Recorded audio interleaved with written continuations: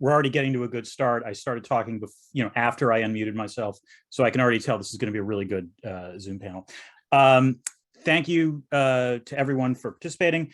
I'm going to introduce the two panelists, and then I'm going to riff for a second or two, and we'll get right into the questions. So Melinda Haring is the outgoing Deputy Director of the Atlantic Council's Eurasia Center and soon to be Director of Social Impact and Stakeholder Relations at the Superhumans Center. Did I say that correctly? In Ukraine. Previously, she was the editor of the Atlantic Council's popular Ukraine Alert blog. Haring has also worked for the Eurasia Foundation, Freedom House, and NDI. She holds an MA in government with a certificate in Russian, Eurasian, and East European studies from Georgetown. She's also the vice chair of the board of the East Europe Foundation in Kyiv, a member of the supervisory board of the Right to Protection in Kyiv, a senior fellow at the Foreign Policy Research Institute, and a CFR term member. Thanks for participating, Melinda. Charles, and can I say Chuck? Is that the appropriate? Everybody calls me Chuck. Yes, Chuck Strozier is a professor emeritus of history at John Jay College and the Graduate Center for the City University of New York, and a practicing psychoanalyst. His latest book is The New World of Self, Heinz Kohut's Transformation of Psychoanalysis and Psychotherapy, published by Oxford University Press. He is also the co-author of The Fundamentalist Mindset, also published by Oxford, Apocalypse, The Psychology of Fundamentalism in America, published by Beacon Press, Lincoln's Quest for Union, A Psychological Portrait, and many other books and close to 100 articles. So thank you both for participating. And the participants are probably wondering, what am I doing here? Which is an entirely valid question, I think, as I am much less of an expert on either the individual psychology of Vladimir Putin or what is happening in Ukraine.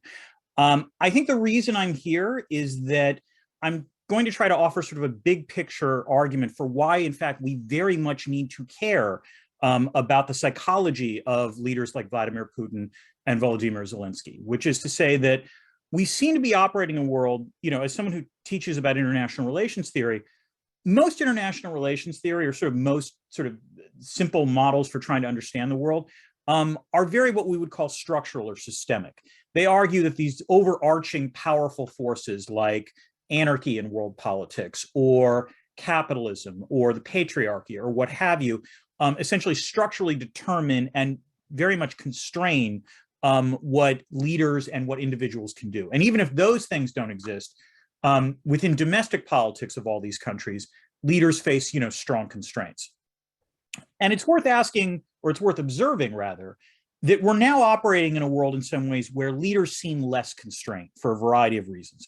Whether we're looking at democracies, the sort of rise of populism as a political phenomenon generally empowers leaders at the expense of checks and balances.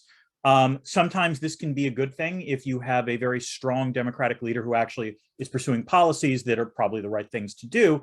But at other times, it can be seen as a prelude to a more illiberal political climate. But it's not just within democratic states where you're seeing this sort of rise of an unconstrained leader. It sounds banal to say that autocratic leaders are also facing fewer constraints, but it's worth remembering that within political science, there were a lot of folks talking about the idea of competitive authoritarianism a decade or 2 decades ago. The idea that there were, authoritarian states like Russia or like China that would not be categorized as democracies, but nonetheless had sufficient institutions and sufficient notions of constraints and checks and balances on power that there were at least some degree of elite bargaining within those countries. So think about the Chinese Communist Party, for example, how every 10 years they had institutionalized a sort of what seemed like an orderly transfer.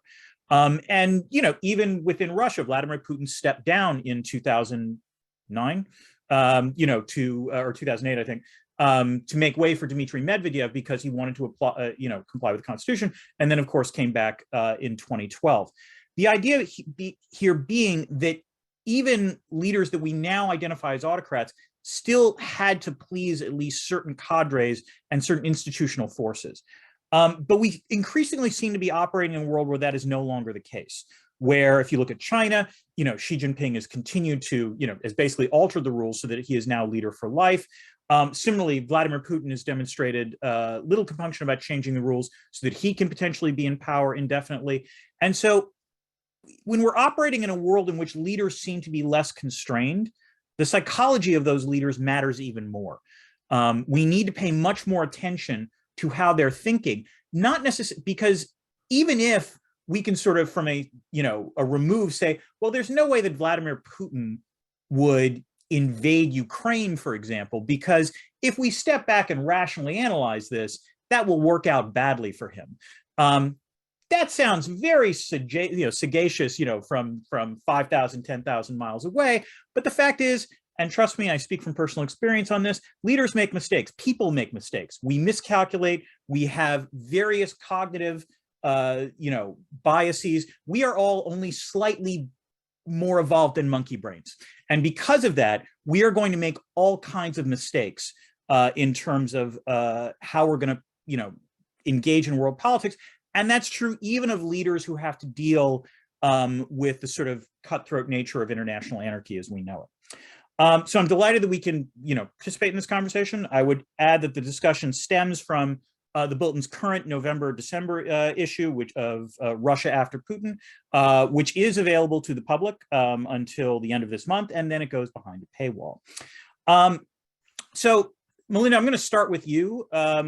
If you can sort of give us just an update on what the current situation in Ukraine is. How do Ukrainians, would you say, think about Putin's leadership? There's a lot of concern in the West about whether or not, Ukrainian success on the battlefield forces Vladimir Putin into a corner and will cause him to do something in a more risk-tolerant manner, let's say. Are Ukrainians concerned about that? Hi, Dan. Hi, everyone in Chicago. It's great to be on the virtual stage with Chuck. And I am a political scientist by training, and I find myself ever more drawn to psychology because of the war in Ukraine. And I think psychology is the best way to understand what's going on. So well done to the Bulletin for organizing this important discussion. I think it's a really unique way of looking at the conflict. So I am one of 3 or 4 people in Washington who doesn't work for the US government who said that Vladimir Putin is going in. And we were right, but you know what? There's no glory in being an Old Testament prophet and being right. So, I'm not going to make too big of a deal out of it, but I wrote a piece for Foreign Affairs last November, and I said, Vladimir Putin is going in. And Dan, I saw 3 things caught my attention. And the first was the way that Vladimir Putin sees himself. So what you described is accurate. When you look at, would Vladimir Putin go into Ukraine with 300,000 troops and try to take a country of 40 or 44 million, it doesn't make any sense from a rational perspective. But that's the first error that you make as an analyst. We have to stop pretending that Vladimir Putin sees the world that we see, the way we see the world, right? He is not a PhD in political science. And all the poorer for it, I would add, but sorry. What's that? All the poorer for it, but go ahead. Exactly. But we have to, if we want to be good analysts and we want to give good advice to the President of the United States or the State Department, we need to try to get in the head of Vladimir Putin and Volodymyr Zelensky. These are the 2 big actors. So how does Putin see the world? The best essay that's been written is by Andrew Weiss of the Carnegie Endowment. It's called Putin's Unfinished Business. And I read this essay every single month. It's that important. It's very short. Andrew's a really talented writer. And he explains why Putin sees the world the way that he does. So Putin is an aging autocrat. He's 70 years old. He wants to go down in the history books as a great Russian leader. And you go down in the history books as a great Russian leader by regathering Russian lands. And Crimea in 2014 wasn't enough. So Putin also looked at the world and he said, oh baby, Angela Merkel is gone. Biden's numbers are really low and Zelensky's numbers are low. 2021 was a great year for him. He got what he wanted as well in terms of admiration and meetings with Biden. And then there's an ideological part to this. My colleague Brian Whitmore, who's a great Russia expert, says there's 2 threads that run through Russia. There's the kleptocratic thread and then there's the imperialist thread. And it depends on the leader. You see both of those strains in Putin, but I think the ideology in this imperialism is stronger power in Putin. He wants to save his assets. He wants to stay in power, sure. But he's convinced himself that Russia is a great power. And you see that in the long letter that he wrote last year, justifying that Ukraine is not a real country and it's not a real language. Now, in terms of how do Ukrainians see Vladimir Putin, honestly, this is not going to please my friends in Kiev. I don't find Ukrainians really analyzing Putin with much satisfaction. Again, I'm not a psychologist, I'm an analyst, but they see him as a thug, which is not untrue, but they don't show a lot of nuance. So I think Fiona Hill's book on the psychology of Putin is actually quite good. But Fiona makes one big mistake. She sees him as a sexy spy. He is not a sexy spy. He was a loser in Dresden. You do not send your best CIA agents to Dresden. So I think she does a good job of explaining all the different layers of Putin with that one caveat. First of all, Loser in Dresden is a great novel title, and I'm going to steal that from you. Second, I will say, just as a follow-on, I've only seen Putin in person once. I got to go to Valdai in 2016, and what you say does resonate with me a little bit when I saw him, because the one thing that I took away from sort of seeing him in person was I was legitimately surprised at how passive-aggressive he was. Yeah. Just an incredibly embittered person. Yeah. And it was, I have to say, that was striking. Which leads me to Chuck. So in terms of, you've done work on psychology and nuclear weapons and how these things inform Putin's thinking. In your article for the Bulletin, I don't mean to scare people, but you do make a comparison between Putin's psychological mindset and the mindset of millenarians and religious fundamentalists. So can you just elaborate on that a little bit and, explain why you're making that comparison? Yeah, you mentioned passive aggression, and then you associate to me, which is you're moving into my field.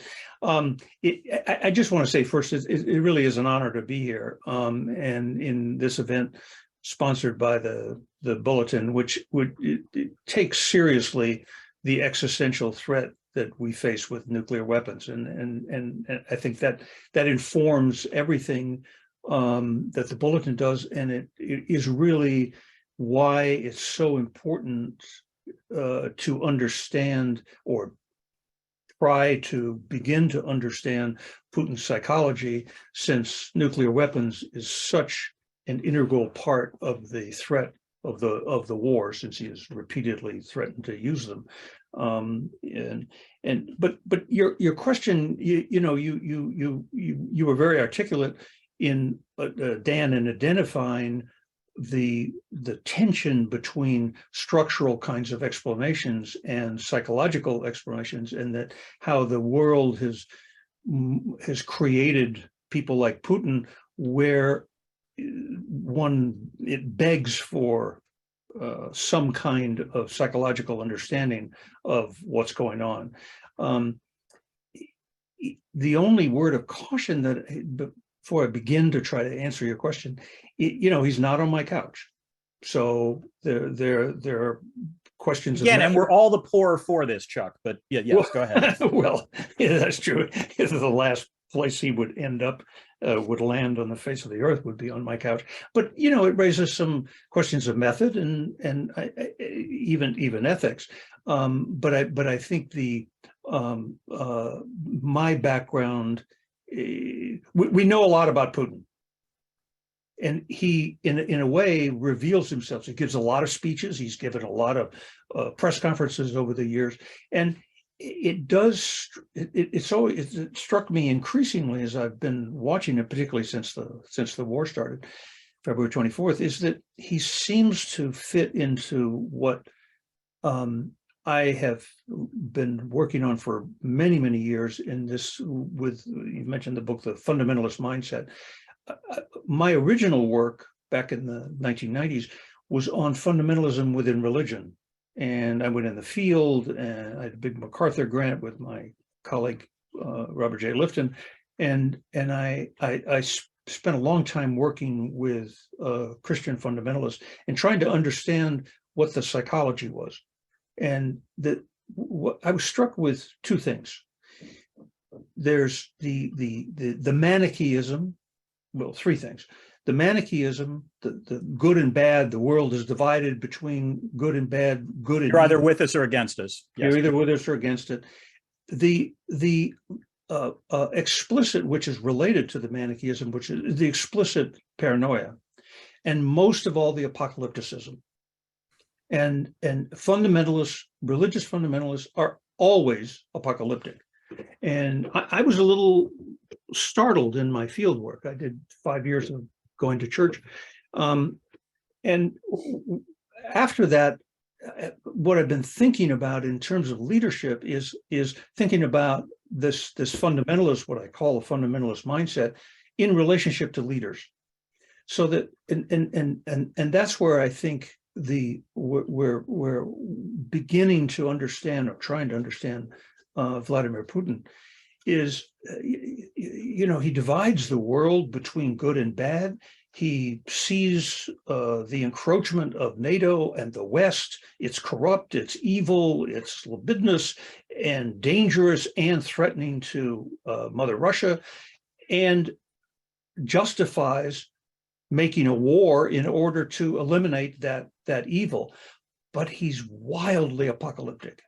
And that's where Timothy Snyder's work is so important on Ivan Ilyin, and all the, seeing the necessity of recapturing Russia's greatness and his own aspirations. I mean, you mentioned it, Dan, his own aspirations to be, sort of I guess you did, Melinda. I think it was Melinda, yeah. To be, a new Peter the Great, to go out in a blaze of glory.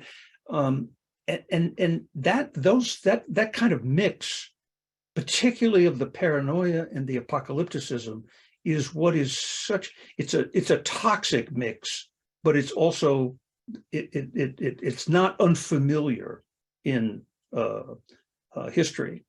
And the paranoia, these charismatic paranoid leaders, they arise in a situation of sort of psychohistorical dislocation that certainly Russia was in the 1990s.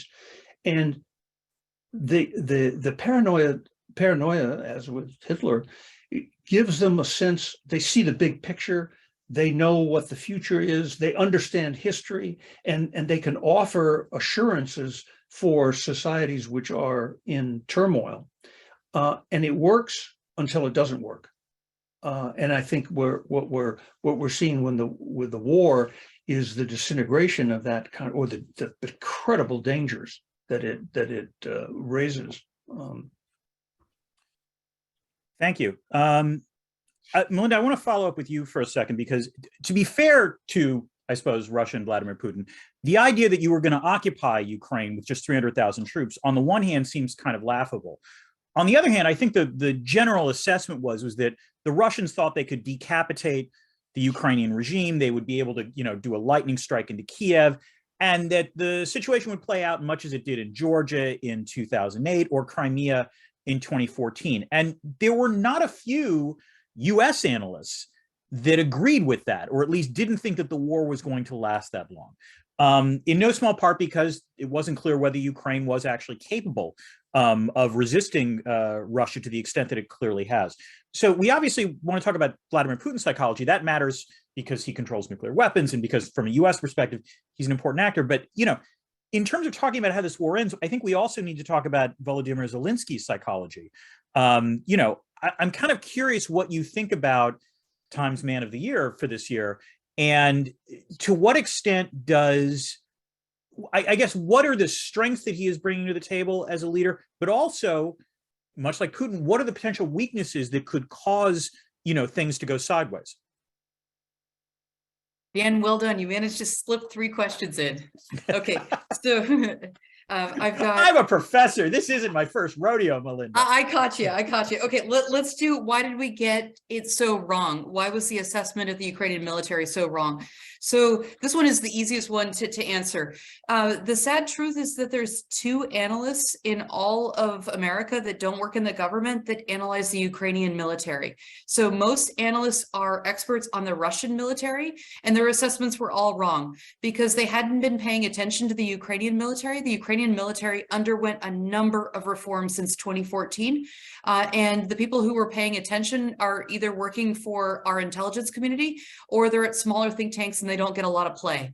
So at the outset, in the New York Times and all the big magazines, people said that the Russian military was 10 feet tall, the Ukrainian military was 2 feet tall, and it turned out to be the inverse. But the people who knew the Ukrainian military, I'll give you one person credit in particular. He's Ukrainian, but he's an analyst. It's Andrei Zagornyuk. He's the former civilian defense minister. And he said from the beginning, you guys don't know what you're talking about. Our military has changed. And I thought he was smoking, and he turned out to be right. So that's why we got it so wrong. Let's see, you asked about Volodymyr Zelensky's psychology and both the good and the bad, and then I can't read my own writing. Russia's assessment. Help me with that, Dan. No, I think it was just, I wanted to know, it was about Zelensky. It's about what are the, what governs his thinking in terms of prosecuting the war. Why was it that he's done such a really good job so far in some ways, but also are there dangers on the horizon in terms of his psychology? Yeah, okay, so Zelensky's an interesting figure. He's been in power since 2019, and he had no political experience when he went into office. And to me, I would love to hear what Chuck says about this. I'm really fascinated by him, and I find him so fascinating, I want to write a book about him. So if you are a self-made man, you're Jewish, you're a minority in Ukraine, you're rich, you have a beautiful wife, you have lovely children, and you're famous in Ukraine and Russia, and you are the cat's meow. Why on earth would you run to be the president of Ukraine? It's one of the hardest jobs, even before the war, balancing all the interests. It's an incredibly difficult job. So the only satisfying answer I can find, honestly, and I'm not trying to be facetious, is psychology. I think he has some kind of issue that he needed to show his father. He's from a technical intelligentsia family, a post-Soviet Jewish family. His father one of his parents was an engineer. They're from Kryvyi, which is sort of an industrial city in eastern Ukraine, and I think he needed to show his father that he could do more than his father thought. That's the only explanation that I find satisfying. But what is it in his psychology? So he decides to run. And he beats Poroshenko. Poroshenko is much more experienced, and he not only beats him, he trounces him, and it's 73-25. It's really ugly. And I was fascinated by Zelensky. So everyone thought they saw a great reformer. Zelensky is young, he is funny, he's going to change Ukraine. And then he turned out, this is before the war, not to be a reformer. He dragged his feet on reform for 2 years. And I didn't get it. At first, he appointed a pretty wonderful cabinet, a pretty reform-minded cabinet. And then he sacked them 9 months later, right before COVID. It was just dumb. And I was trying to understand what it was. And I'm really snoopy, and I spent a lot of time in Kiev. So I asked people, why did we get Zelensky so wrong? We in the West thought we saw a reformer. Turns out, no. So one answer was that he changed. His former prime minister would argue that. The second answer is a mirror theory. We saw what we wanted to see in him. So Zelensky had long-term ties to Kolomoisky, who was a big oligarch. He had zero political experience, and governing is really hard. But I think the answer is really in Zelensky's psychology. So again, apologies to the people who are real psychologists. This is just me as an analyst. When I look at him, these are the things that stand out to me. He's suspicious, and he only trusts a small crew of people that he's known for years. And this crew of people are mostly from his entertainment business. Number two, he's ambitious, but he's inexperienced, and he holds grudges. This is something that you see in his behavior again and again. Number three, he has to be number one. He always wants to be the center of attention, and he doesn't like having rivals, and he eliminates them. Number four, and this is one of his downsides, Dan, is he's impatient, and he looks for easy fixes. So when Ukraine was trying to fix its FDI before the war, it was at zero. Rather than doing the hard work of reforming the judicial system, he said, let's just bring in investment nannies. So he wanted to go around the system to try to short circuit it. It didn't work. Number five, these are sort of follow-ons from the other points. He also dreams big, which is a good thing. He made 3 big campaign promises at the outset, and all those promises failed. Granted, they were very hard. But he was very oriented towards a domestic audience at first, and that's changed because of the war. And we know that he wants a second term, and he wants to stay in power. And he also, one of the most interesting things to me is that he thinks he can get away with talking. He used to think that he could get away with talking to a domestic audience and that we in the West wouldn't see. I think that's changed because of the war. But his attitude and his administration's attitude was that the West didn't follow the details, and that he could say whatever he wanted in Ukraine and in Ukrainian, and we wouldn't know what he was doing. And it was just dumb. And I think he's wise. He's a lot wiser now. I think he's changed though. So I had a pretty low assessment of him for the first 2 years. I was going to say, now, just so you know, you described Donald Trump in a lot of that description, just to warn you. But now I want to hear how you think he's changed. No, I think Zelensky's really talented. He's a first-rate talent. He's a great speaker. He's a great communicator. Again, I'm not a psychologist, but I don't think he has a lot of the pathologies of Donald Trump. I think Zelensky is empathetic. He's charming. He runs into a room and he doesn't speak very much English, and you're drawn to him. He's bouncy and he remembers faces and names. He's very charismatic. Like, you want to be near him when you see him in a room.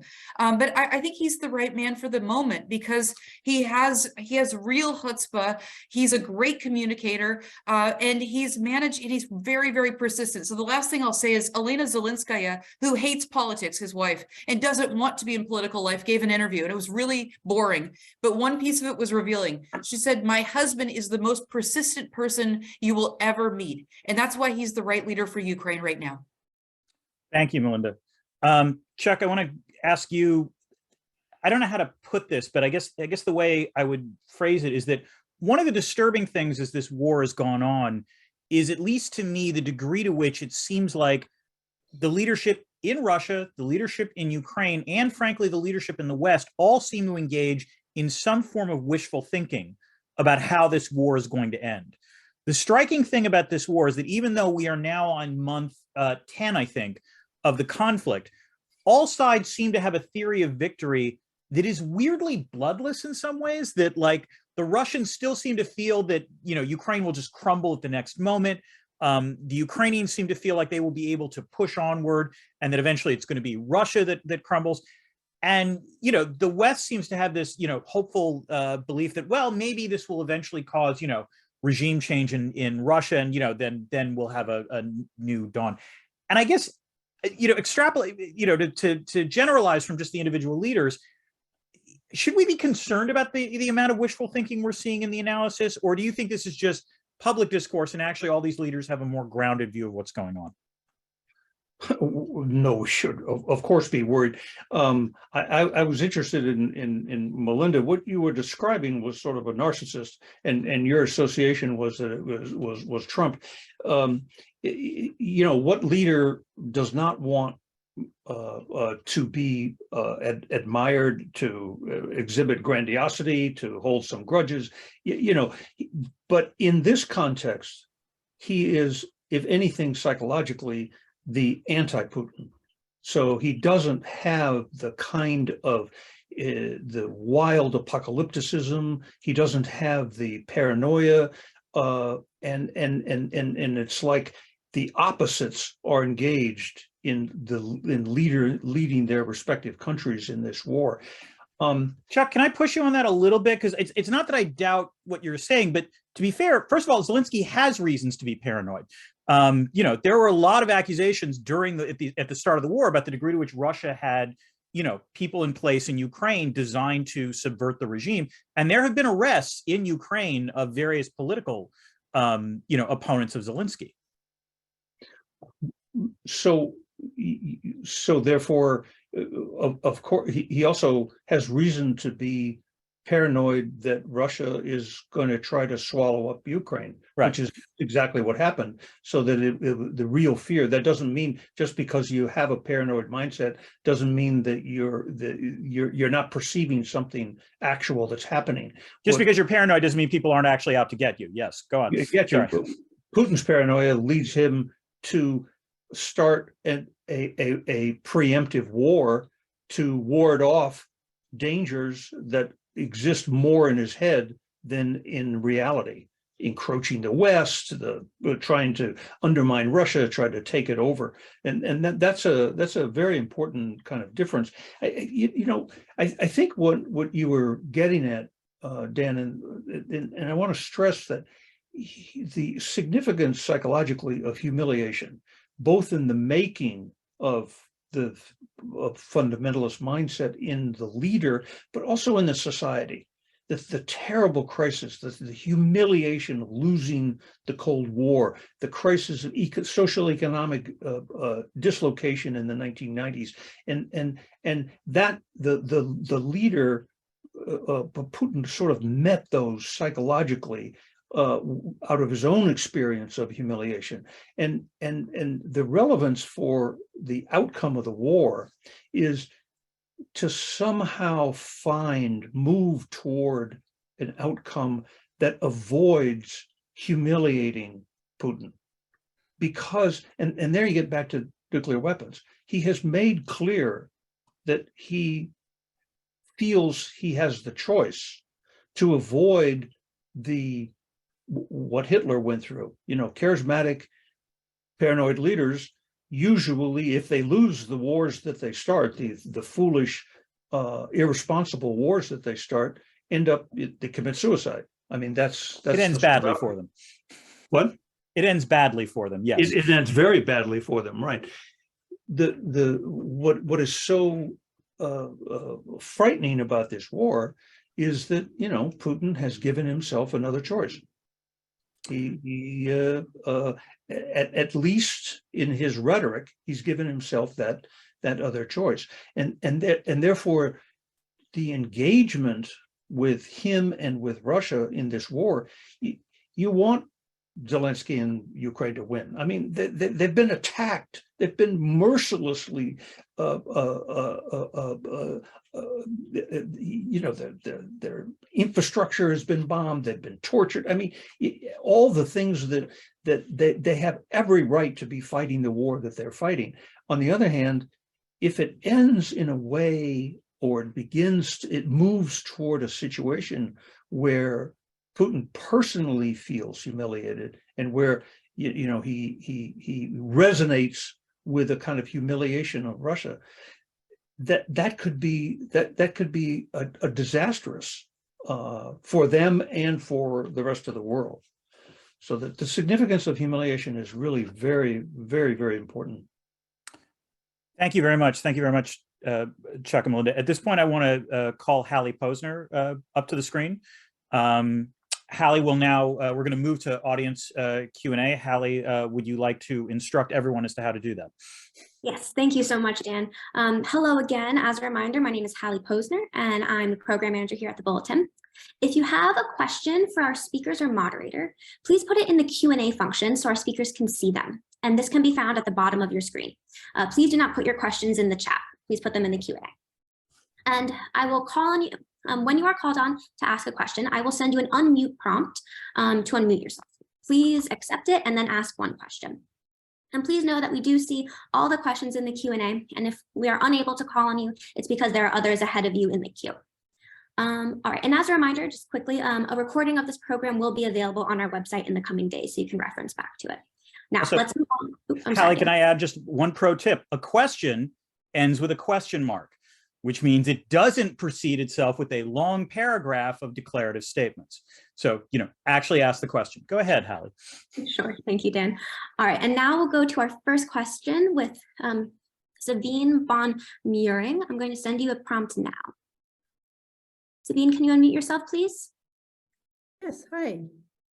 We can hear you. So my question was, who is there in Russia who can take over, and is Putin going to take us all down with him? I really want to hear what you are expecting. Like, what's your sort of exit strategy from your perspective? Thank you very much. Melinda, I'm going to throw this first to you, and then Chuck, if you have any thoughts, I'll be happy to hear yours as well. I would add, by the way, that I think in the special issue of the Bulletin, Vladislav Zubak actually has a really interesting article tackling this very question. Go ahead, Melinda. Sure, thanks. Hi, Sabine, great question. There's also a very good piece today in the Wall Street Journal by Cohen that I would recommend looking at what the options are. So if I boil it down, I have a list of 4. One option is Russian victory, and I would say that's a very low chance of probability. Second option is Ukrainian victory, and I would say that's pretty high. You know, we're in a big discussion. I think Dan is in this discussion too in the Academy. What does Ukrainian victory look like? Does it include Crimea? Does it not include Crimea? That's a whole nother discussion, but you know, Ukrainian victory is one of the possibilities. The third possibility is stalemate, and this is Vladimir Putin's preferred option. He would like to freeze the conflict, be able to bring his troops home, rearm them, and come back at Ukraine again. That's why there's a big push for negotiations now. And then the fourth option is the most likely, and this is what's happening now. This is the cowardly option. So Putin can't make any progress on the battlefield right now. He can only hold the gains that they've taken so far. He has really big problems with supply lines, with morale, and with training. So he is, instead of trying to advance militarily, they're attacking infrastructure, and they have been since October. There's been 8 big rounds of infrastructure strikes, and the Ukrainians say that they expect another 3 to 5, and these are about 80 to 90 missiles each, and we don't know how much longer the Ukrainian grid can last. So Putin is trying to break the morale of the Ukrainian people through these military strikes, and he wants a big refugee crisis in Europe, so that it destroys the Western coalition that we've seen in Western Europe as well. That's his game plan, and that's what I expect to see in the next couple of months. Now, if Russia were to fall, what could you expect? So Cohen says he sees 2 things. One is civil war. And the options there are not great. Who would follow Putin? You know, there's a lot of speculation. We don't know is the answer. Russia is a big gray box. It always has been, but it's gotten to be much more difficult to say anything intelligent about it because most Americans can't go there. It's dangerous for us to go there, and conversations are very private anyway. Second option is that Putin loses. And he is pushed out a window or killed, and he's replaced by another person from the security services. And that's also not a very good option. So the Cohen piece is pretty downbeat, but I think it's probably right. I do not expect regime change.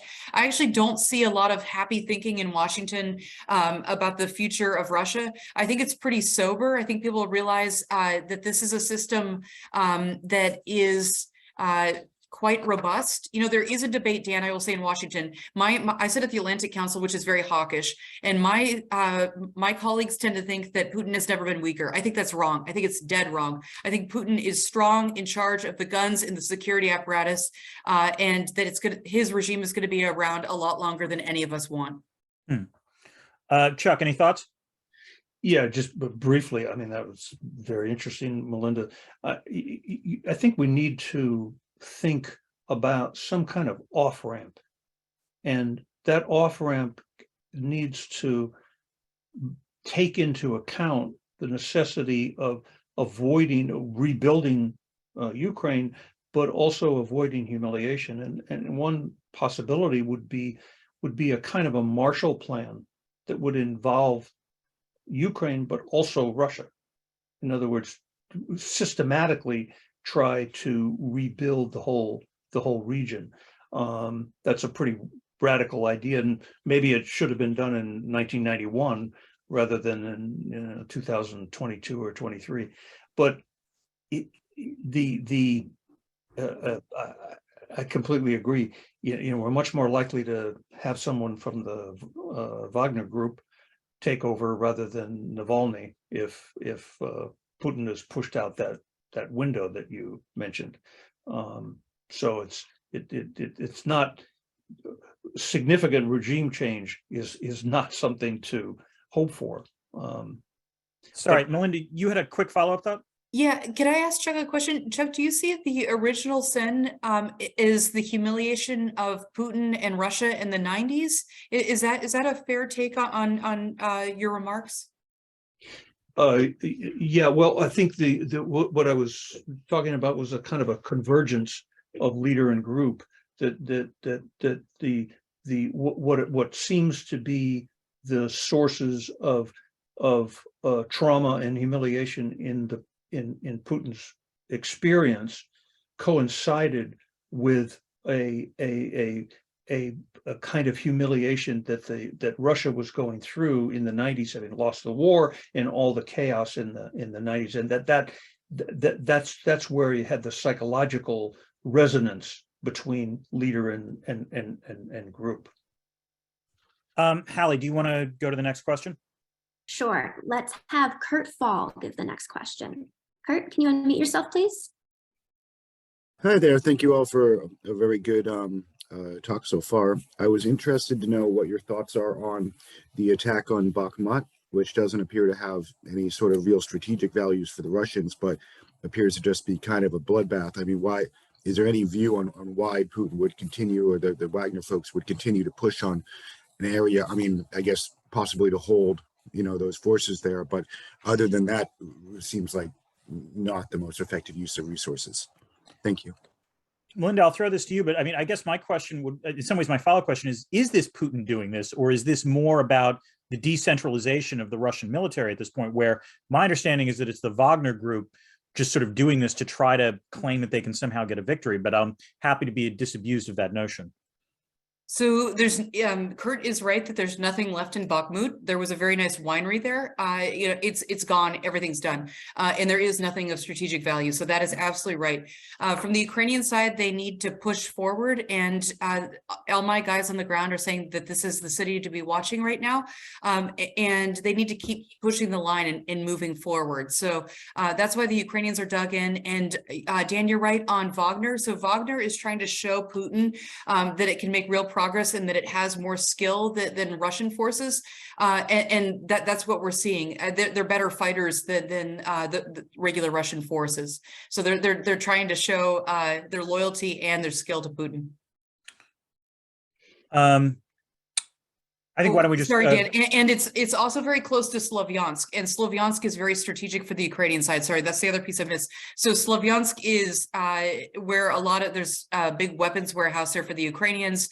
There's an important railway spot there as well, and it's very, very heavily fortified, and the Russians are not going to be able to take it. But Bakhmut is relatively close to that, so that's, you know, it is important for that location as well. Thanks. Hallie, do you want to go to the next question? Sure. And Dan, maybe this next one to you from Ron Neymark. Ron, I've just allowed you to speak. Can you unmute, please?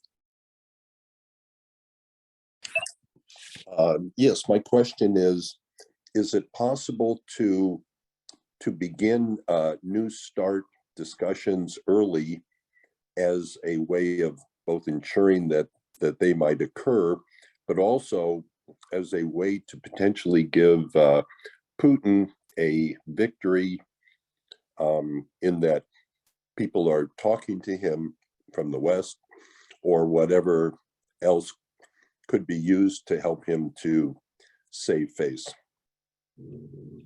Hal, you said this was directed at me.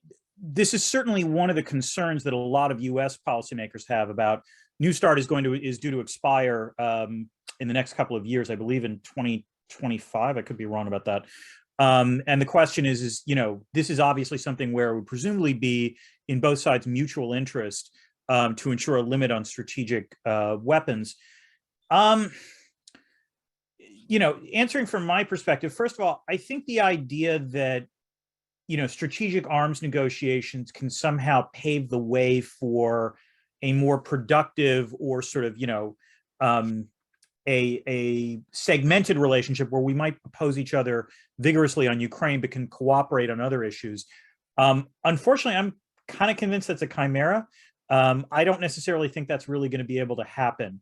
That isn't to say that there might not be cooperation on arms control. It's mostly, though, that if there is cooperation on arms control, it's going to be limited to that. There's going to be no spillover effects as a result. And so that's one issue. The other issue, and here I'm going to confess, it's not something that I've explored significantly, so I could be wrong about this, but I don't think New START can be renewed just by executive decision. They actually have to negotiate a treaty again. And if they negotiate a treaty again, that's going to be another problem, at least from the United States perspective, because if that's the case, then that means the Senate is going to weigh in. And the question is going to be, are you going to get 2/3 of the Senate to ratify any arms control agreement with Russia at this point? The last one, which the Obama administration negotiated, I think back in you know, their first term, did get the 2/3, but that was actually a bit of a heavy lift. So I am not convinced that that will actually happen again. And that could potentially be another source of concern. Chuck or Melinda, do you guys have anything on this? That was a very good answer. Okay. Dan, I think we've danced around the issue of whether Putin will use nukes or not. Maybe we should stop dancing around it and answer that question because it's a related one. Is that all right? Yeah, sure. Okay, so this is one of the big debates. You better have an answer after proposing that, by the way. I've got an answer too, but go ahead. Okay, well, good. I think we may disagree, so it'll be even more fun. This is an issue that pops up about every 6 weeks, 6 to 8 weeks, and it's a really serious one. And I'm not a nuclear expert at all, but I have a bunch of colleagues who are, and I've been asking all of them. And I asked for a number. So when you go on CNN, they demand you give a number. And my nuke experts say it's from 5% to 20%. And most of the guys and gals that I work with at the Atlantic Council say that Vladimir Putin will not use nuclear weapons because it doesn't make sense. So he doesn't like us, the United States, but he is being told by other people that he listens to not to use nuclear weapons. So that's one factor.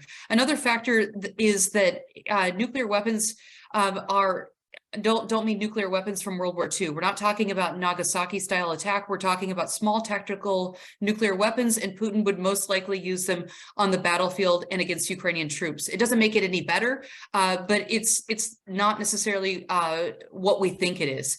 And then just from another strategic way of thinking about it, Putin gets one chance to use nuclear weapons.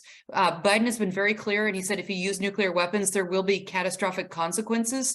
And that means that we will hit the Russians with conventional forces. We will probably hit Russian bases in Syria or Crimea. So for all those reasons, I think it's quite unlikely that Putin would use nuclear weapons. But General Breedlove, who is a military expert and someone I really respect, says that as Putin gets more and more desperate and as his options narrow on the battlefield, the likelihood of him using nuclear weapons does go up. I'll just quickly add on this. I mean, in some ways, the psychological theory that actually has been most applied in international relations is something called prospect theory, which is something that was developed by Daniel Kahneman and Amos Tversky decades ago, and Kahneman won the Nobel Prize in economics for it. And the thing that I keep thinking about with respect to Putin, and what prospect theory says is that if you are seen as losing, relative to the status quo, you're going to be willing to take greater and greater risks as a way of gambling for resurrection. And that does seem to describe Putin sometimes. The one caveat I would say on this, which does lead you to think Putin's not going to use strategic weapons. That doesn't make it. I mean, that is the end of the world. And so, that is truly a millenarian instance. But might he at least start by using tactical weapons on the battlefield? Yes, there are arguments to be said for maybe that will be the sort of last break glass in case of emergency if the Russians are truly losing badly.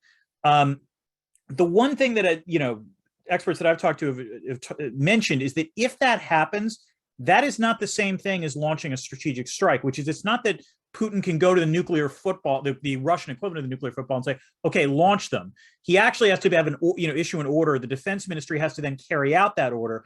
And there are questions raised about whether or not that order would actually be carried out for a variety of reasons, because not everyone has the same psychology as Vladimir Putin does. Okay, we're running out of time. Hallie, you get the last question. Can I just add? Sorry, Chuck, go ahead quickly. Yes. Yeah, I think the rational model of decision making in this area, I think is to be questioned. Mm-hmm. And any kind of use, even tactical, any kind of use of nuclear weapons, it could very quickly spin out of control. Oh, yes. And we have, in terms of the rational actor, we have an historical experience with this, with Hitler at the end of the war, and he ordered, as Germany was falling apart and the Allies were descending on Berlin from the east and the west, and everything, the prospects of the 1,000-year Reich were completely deteriorating. He was losing the war. He ordered Albert Speer to destroy Germany, and Speer thankfully didn't carry it out, but to the extent that he could have. But his wish, if he had nuclear weapons, he absolutely would have used them, as best one can tell. So that it's a chilling historical example, but I think it suggests the significance of this issue given Putin's psychology, and how dangerous the situation could quickly become, and so easily spin out of control. Thank you. Hallie, one more question, I believe. Yes, our final question of the program is to George Breslauer. George, would you unmute yourself, please? Yes, can you hear me? Yes. sir. I was intrigued by the analysis of Putin's psychology as Manichaean, paranoid, and apocalyptic, and we based that upon his rhetoric and how it's evolved over time. And I just wonder, how do you distinguish between what reflects his true psychology and what reflects his effort to justify his military adventure in the eyes of the Russian population? Chuck, we'll go to you on this. I think one certainly has to be cautious, and there is, he's a very shrewd leader. He's corrupt and a lot of other things, but he's also shrewd, and there may well be a manipulative side that he wishes to present and fool the world, and he may be actually much more rational and different from the persona that he projects. I think he's been around long enough so that we can trust the dangers of his personality that he seems to be presenting. He seems, for example, to believe his own propaganda. There doesn't seem to be a real disjunction between his personality and his persona and the propaganda that he propagates. Okay, I think it's time for closing remarks. I will note, by the way, that for those of you who are not aware, I believe Vladimir Putin actually canceled his New Year's Day, traditional New Year's Day press conference, which is somewhat unusual. He's only done that once since he was the president. And this was often one of these displays of sort of Stakhanovite, press conferences in which you would answer questions for hours upon hours, as sort of a way to demonstrate that Russia really was a transparent democracy, even though it isn't necessarily so. But Melinda and Chuck, I'm going to ask you guys for closing thoughts. Melinda, we'll start with you, and then Chuck, I will throw it to you.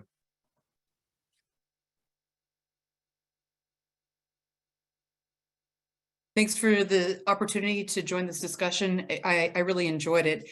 We haven't had a chance to talk about how to defeat Russia, and this is something that comes up quite a bit as well. So on my Christmas list is defeating Vladimir Putin, and I have 4 items that need to be done if we're going to get there. So the first, this is, for the US government, is send the right weapons. So we need to be sending more air defense systems, long-range rockets, and planes. We need to continue our budget support. The United States has been quite amazing. We sent 8.5 billion, and the EU pledged 9 billion, but they've only sent 3 of the 9. We need to continue to meet Ukraine's immediate humanitarian needs. Winter's going to be really, really rough, and it's starting to get cold. And then the broader, more philosophical last item is we need to have new thinking in Washington and Berlin to assess how serious this threat is. I think Chuck has underscored how serious this threat is, how quickly it could get out of hand, but to meet the moment and make sure that Vladimir Putin is stopped in Ukraine, and this doesn't go on any longer than it has to. Thank you. Thank you very much, Melinda. Chuck, any parting thoughts? I think I would totally agree with Melinda that it is on my Christmas list as well to cheer on the Ukrainians to defeat Putin, but hopefully do it in a way that provides some kind of psychological off-ramp for Putin and Russia, and that as military victory is accomplished, if it's accomplished, and it looks like it's moving in that direction, to be sure that there's active consideration of the dangers of what he represents in his personality, that always put at the forefront of considerations, political considerations, diplomatic considerations, the necessity for some kind of off-ramp that avoids unnecessary, that will be humiliation, but avoids unnecessary humiliation. Thank you very much, Chuck. So I'm Jewish, so I don't have a Christmas wish list, but the great thing about that is that since it's Hanukkah, I can make multiple wishes. There can be like a whole bunch of wishes, eight right? individual wishes, which I'm not going to do, but I will close with this thought, which is my hope is that the problem with the conflict so far is, as I said, both sides have a plausible theory of victory at this point, and it remains the case, that they can tell themselves stories on how they are potentially going to win this war. And one of the concerns I have is that the likeliest outcome might be just continued sort of a meat grinder of a conflict in which the Russians aren't able to advance. Maybe the Ukrainians are able to advance, but an appalling cost in terms of loss of life, both on the front lines and in terms of civilian infrastructure in Ukraine. So my hope is that not so much that Russia loses. I mean, that would be lovely, but I don't want to engage in wishful thinking. My hope is that Russia learns that it can't win. And that therefore it actually does need to seek that off-ramp. It does need to seek that kind of resolution to the conflict in which Putin can claim victory even if everyone else recognizes that it doesn't exist. And at the same time, I hope the Ukrainians also recognize there might be limits to what they can do in terms of the conflict. As much as, you might want them to see, reclaim Crimea because Russia illegally seized it in 2014. The question becomes, should that be the sort of, what is the red line for Ukraine to stop fighting? In other words, can there be a peace between these two countries that is enduring in any way whatsoever? And so my last wish is not just for the war to end, but for the war not to start up again 8 years from now, much as it did from 2014 to 2022. With that, I think it's time to close. I will throw it open to Hallie, but I will thank everyone for asking questions and apologize to everyone whose question we could not get to. Thanks so much. Thank you to Melinda and to Chuck for this dynamic conversation, and to Dan for shepherding us through it. And last but not least, thank you to all of you, our listeners, for supporting the Bulletin and participating with us for the last hour. Ladies and gentlemen, we are adjourned.